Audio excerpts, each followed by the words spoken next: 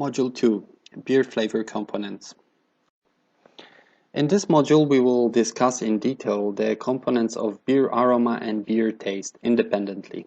But before we do so, it's pretty important, in my opinion, to understand what are the properties or what are the characteristics of aroma components. And first of all, aroma components can interact with the olfactory receptors, right, in our bodies. The second thing is that most of the aroma components are organic compounds. Of course, not all. Some inorganic compounds, they also can be aromatic, but in general, most of them, they are organic compounds. The next thing is that they possess some certain volatility, right? These are volatile compounds. If they were not volatile, we wouldn't be able to sense them. And the last but not least is that they are effective in low concentrations so that their thresholds are relatively low. Now, when it comes to the taste components, the case is a bit more simple because the only property is that they interact with the taste receptors. Okay. And now, having covered this, let me start with the discussion of the most important aroma groups in relation to beer flavor. The first group that I would like to cover are alcohols, and alcohols are organic compounds that contain a hydroxyl functional group. Now, originally the term alcohols derives from alcohol ethanol, which is the predominant alcohol in practically all alcoholic beverages. Now, if the structure of a given alcohol has got more than 2 carbon atoms, then it falls into the group of higher alcohols, or also known as fusel oils. So alcohols in general are natural products of yeast fermentation, right? And as I've mentioned before, ethanol is one of the predominant alcohols in beer matrix. And besides this, it's also one of the predominant flavor active components of beer. The unique thing about ethanol is that its threshold value is rather high. I will compare it in the next slides when I will compare ethanol to some other alcohols. But nevertheless, ethanol is present in beer in sufficient concentrations to be sensed. Now, the flavor of alcohol is this kind of very strong alcoholic flavor, but it also creates some kind of warming stimulus that falls into the mouthfeel sensation. Higher alcohols, on the other hand, they have this kind of also alcoholic but more vinous in general aromas, and they also contribute to this warm mouthfeel. Okay, so let's have a look into some sensory properties of alcohols. And before we begin, I would like to draw your attention to the threshold unit, which was expressed in ppm. ppm stands for part per million. That means that if we want to translate it into a concentration, that would be milligrams per liter. And all the threshold values that were covered in this module, they were determined in beer. So not in water, but in beer. All right, so let us begin. Now, the first thing that we see is that ethanol stands out with its high threshold value, which is 14,000 ppm. Now, this is a really high threshold value, not only in comparison to other alcohols, but also some other organic compounds that are flavor active, which will be covered here in this module. Now, when we look at the other higher alcohols like isobutanol, isoamyl alcohol, or 2-methylbutanol, we see that their thresholds are lower, but more or less the descriptors fall into the same category. This kind of alcoholic descriptors. But in general, higher alcohols, they also have these kind of vinous notes. The second group that I would like to cover are carboxylic acids, and carboxylic acids are organic compounds that contain a carboxylic functional group. Now, from more than 100 carboxylic acids that have been identified in beer, only a few of them are actually flavor active, and especially regarding the sensory perception of aroma. Most of the carboxylic acids have a relatively high polarity, therefore their threshold values will be also relatively high. Now, the straight-chain aliphatic acids often are characterized with a body-like descriptors, with the rancidity descriptors, which are not precisely maybe very pleasant, but in some concentrations, I believe that for some styles, it might be quite okay. Now, the last thing is that the oxygenated acids, and a lactic acid is a very good example here, have their thresholds around 400 ppm. And at this level, the pH change is already large enough to be identified, of course, by the sense of taste in this case.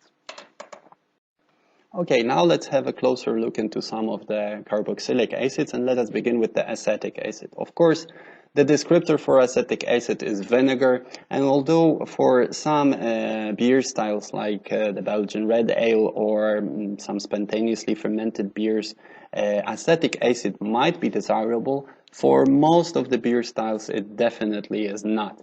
And the presence of acetic acid or this kind of vinegar flavor in the beer might result from microbial contamination, right? The second acid is butyric acid. It's this buttery, cheesy, sweaty, but very often it refers to some other descriptors, some more creative, more specific descriptors, for instance, baby vomit or baby puke. Now, the presence of this butyric flavor in beer might be related to some microbial spoilage, both at the level of downstream and upstream level of production. Now, the third isovaleric, it has the cheesy old hops kind of sweaty descriptors, and it's very often can be sensed in the beers that were that some old hops or some oxidized hops were used for its production. I like the descriptor of old hops because already the old oxidized hops, they have this kind of flavor of isovaleric acid. The caprylic acid has got this very distinctive goaty note, and basically it's produced by yeast during conditioning. So if there are high levels of this kind of goaty notes in the beer, it already can indicate that there were some, or there might have been some problems with yeast conditioning. Beer conditioning. And the last one is lactic acid. As I've mentioned before, it's maybe it's not the most flavor active in the nose, but around 400 you can already sense that there is something with the pH shift, right? So lactic acid is generally produced by lactic acid bacteria, and this might be either desired for some beer styles, like some sour beers, or some, for instance, not goose, but lambic beers. But for most of the beer styles, it's definitely undesirable, and if you have some lactic acid or some sourness in the beer, it might indicate some contamination. The following group are esters, and esters, without any doubt, are a very important aroma group in relation to beer, and especially the double fermented beers. These are products of a reaction of carboxylic acids with alcohols, and although alcohols and carboxylic acids, they may not be the most important aroma groups, but they definitely form the substrates for this relatively dominant aroma group, esters, right? The flavor descriptors for esters usually refer to fruity notes, something like banana, tropical fruits, pineapple, or even apples, red apple, and so on. Okay, let's discuss in more detail a few of the most relevant esters found in beer. And the first thing that I would like to draw your attention to are thresholds. As you can see, some of the thresholds are already in the sub-ppm range. So that means that their concentration, their threshold values are, if we translate it into concentrations, are already in micrograms per liter. That means that esters are really flavor active compounds. Now, Let's begin with the isoamyl acetate. And isoamyl acetate, it received this descriptor of banana. It's the banana flavor, and it's very, very common in the top fermented beers, like most of the esters are. But as isoamyl acetate, it can be very often found in plenty of top fermented beers. The second ester is ethyl hexanoate, and ethyl hexanoate has got the descriptor of this kind of red apple, fruity, sweetish. I like the aniseed because for me it's like it's definitely the aniseed for me. The third is the ethyl butyrate. It's the tropical fruits, like really tropical fruits like papaya or even passion fruits. And the last one is ethyl acetate. And ethyl acetate is this kind of solvent. I like the nail varnish because it's really very strong in the smell. The next group are carbonyls, carbonyl compounds, and carbonyl compounds, they can be subdivided into aldehydes and ketones. First, aldehydes. In general, these compounds, they relate to the processes of beer aging, and very often they are used as an indicators for the evaluation of beer staleness. In general, the small linear aldehydes, they have a relatively high threshold, which tends to decrease with the increasing number of carbon atoms. The flavor descriptors, they also change. For the smaller molecules, from grainy to the bigger molecules, with the flavor descriptors of stale, aged, oxidized, really unpleasant flavors. And the most often recalled aldehyde or staling indicator is trans-2-nonenal, characterized with wet paper, wet cardboard aroma. On the other hand, ketones are of definitely less aroma importance in relation to beer, with the exception of vicinal diketones. And a good example here is diacetyl, which is in general regarded as an off flavor, this kind of buttery, creamy flavor, and I will cover it in the next slide. Alright, so let's discuss in more detail some of the carbonyl compounds. And first of all, I would like to start with the threshold levels. We are in the ppb, not ppm, but ppb range. So 1,000 times lower concentration than in comparison to previously discussed compounds. Now, ppb stands for part per billion. That means that the actual concentrations are expressed in micrograms per liter. The first on the list is the most predominant aldehyde found in beer. It's acetaldehyde. Acetaldehyde has got the highest threshold level among all of the aldehydes. It's around 1 ppm. The flavor descriptor is green apple, fruity, and acetaldehyde is let's say to a certain extent, a natural product of yeast fermentation. But high levels of acetaldehyde can indicate already some problems with the high oxygen level pickup at the bottling, or even some microbial contamination.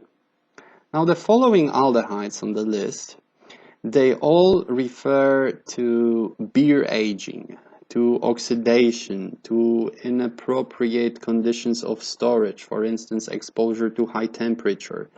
They are all like staling indicators. And if we look closer at the descriptors, for instance, fruity, okay, almond, apple-like, yet again, almond, chocolate, cucumber, hyacinth, okay, they might sound quite okay, but please believe me that these compounds are highly undesirable in beer. They make the beer horrible. Now, what I would also like to highlight is trans-2-nonenal and its extremely low threshold value, which is 0.03 ppb. This is already sub ppb range. This is actually in nanograms per liter. And the last on the list is diacetyl as an example of the ketones, or actually the vicinal diketones. Also a pretty low threshold level of 17 ppbs. The flavor descriptor is buttery, creamy, and diacetyl might be actually quite acceptable or even desirable for some beer styles. Moderate levels are quite okay for some stouts. For instance, for the Czech Pilsner beers, but definitely in excess, it makes the beer horrible. And high levels of diacetyl may indicate that the lagering time was insufficient, or that there is some microbial contamination. And this microbial contamination is especially valid in the case of draft beers. The following group comprise of furans and pyrazines, and both of these, they belong to the group of heterocyclic compounds that have a ring containing some other atoms than just carbon, mostly nitrogen, oxygen, or sulfur. Furans and pyrazines are typical Maillard reaction products, and both of them, they can be found easily in heat-treated products. For instance, roasted malts, right? Dark roasted malts and their corresponding products. Furans like furfural and 5-hydroxymethylfurfural, they both contain an aldehyde functional group. However, their threshold levels are considerably higher in comparison to the previously discussed aldehydes. Here we are back again in the ppm range, and there we were in the ppb range.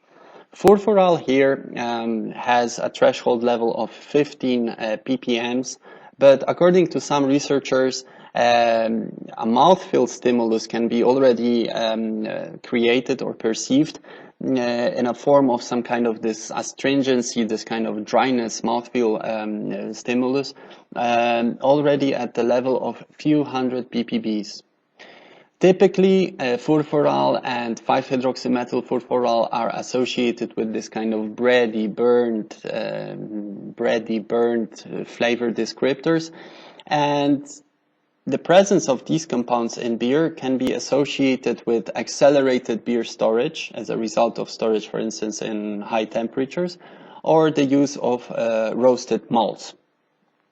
On the other hand, pyrazines, here is one example of a pyrazine.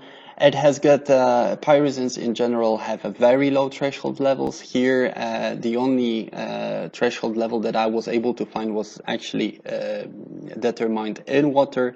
Pyrazines in general have this kind of earthy, roasted flavors, and they imply that roasted malts were used in the process of brewing. The last group of aroma compounds that I would like to cover are the sulfur compounds. And here, although hydrosulfuric acid is not an organic compound, I would like to include it the same as thiols and sulfates. In general, sulfur-containing volatiles are characterized with the flavor descriptors like boiled eggs or putrefied vegetables, especially putrefied onion, putrefied leek, putrefied garlic. In moderate concentrations, these flavors can be actually quite acceptable for some beer styles. However, if they are present in excess, then definitely they are perceived as off flavors. Now, small molecules of sulfur compounds, they are rather of high volatility, and they also have low threshold values. And what is more, sulfur compounds are very reactive. And these two things, this high volatility and also high reactivity, makes sulfur compounds very difficult to analyze. As sulfur compounds, the levels of the sulfur compounds can already be reduced at the level of sample preparation. So within a matter of few minutes or few seconds, the levels of sulfur compounds, they can be reduced. Okay, so now let's have a closer look at some of the most important sulfur-containing compounds. Again, I would like to start with the threshold levels.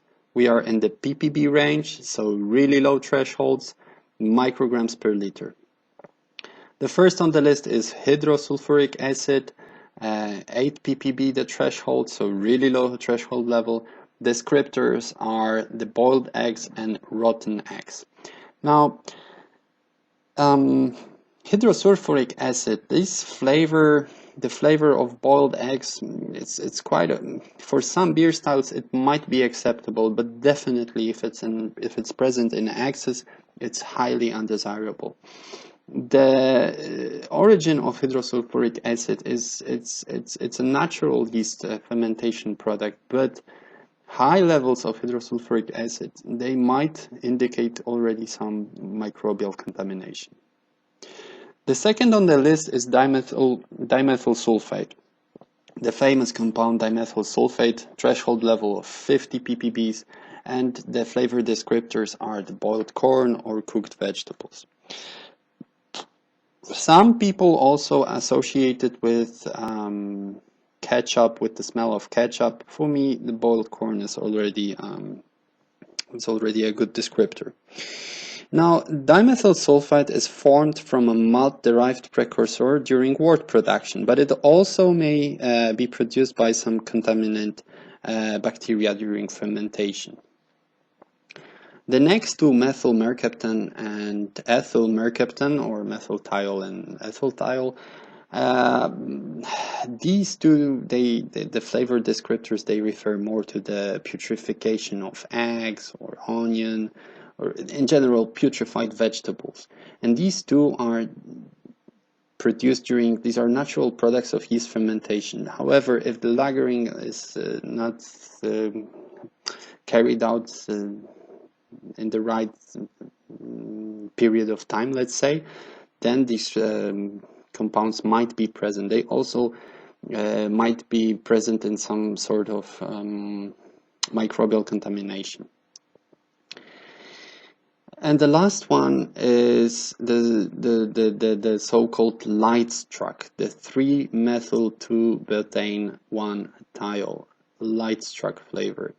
Light struck is this very famous skunky light struck, extremely low threshold level of 0.004 ppbs. This is 4 ppts.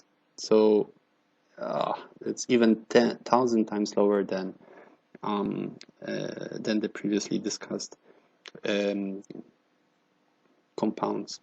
Now, light struck is formed in beer when beer is exposed to sunlight. So if the beer is in contact with sunlight, it can create this kind of flavor.